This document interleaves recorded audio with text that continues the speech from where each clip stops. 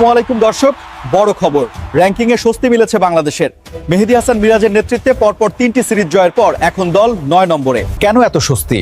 কয়েক মাস আগে র্যাঙ্কিংয়ে বাংলাদেশ নেমে গিয়েছিল 10 নম্বরে। ওয়েস্ট ইন্ডিজ সিরিজ শুরুর আগে রীতিমতো খাদের কিনারায় পৌঁছে গিয়েছিল দল। আইসিসির নিয়ম অনুযায়ী আগামী বছরের মার্চ পর্যন্ত র্যাঙ্কিংয়ের সেরা 8-এ থাকলেই 2027 সালের বিশ্বকাপ খেলা যাবে সরাসরি। তবে একটা বিশেষ অঙ্ক আছে। বিশ্বকাপ স্বাগতিক দক্ষিণ আফ্রিকা সেরা 8-এ থাকলে সেরা 9 নম্বরেও সরাসরি খেলা যাবে। এতে বাংলাদেশের সুবিধা। 10 নম্বরে থাকা ওয়েস্ট ইন্ডিজের সাথে নিরাপদ দূরত্ব তৈরি করেছে বাংলাদেশ। তাদের 77 পয়েন্টের চেয়ে 6 পয়েন্ট এগিয়ে আছি আমরা। ওয়ানডে অধিনায়ক মিরাজ এখন আত্মবিশ্বাসী। তিনি বলেছেন, ধারাবাহিক পারফর্ম করতে পারলে সেরা 9 নয়, আমরা আরও অনেক ওপরে যেতে পারি। বিশ্বকাপকে মাথায় রেখেই এখন দল গড়ছে বাংলাদেশ। শেষ ম্যাচে রিশাদ হোসেনের বদলে তানভীর হোসেনকে সুযোগ দেওয়া হয়েছে ভবিষ্যৎ ভেবেই।